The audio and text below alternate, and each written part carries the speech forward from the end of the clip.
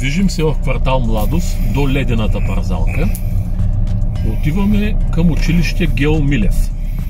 Парзалката не отдясно. Парзалката не се пада отдясно.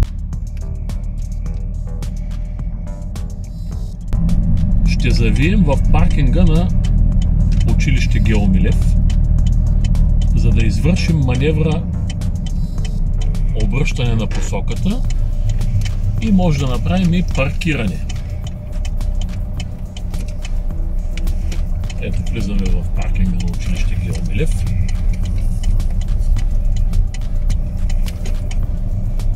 Тъй като паркинга е глух, в повече случаи тук се извършва маневра обръщане на посоката.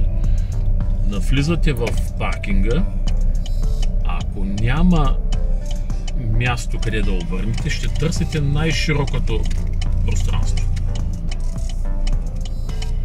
Не си спестявайте маневрите. Колкото маневрите е необходимо, толкова ще извършите.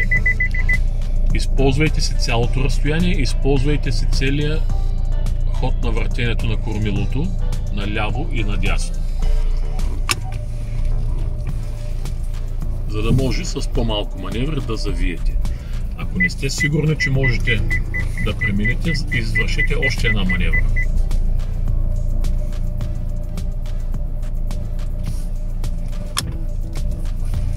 Така, следващото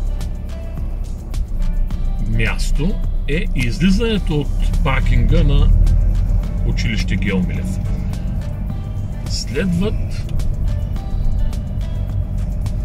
Следва стоп.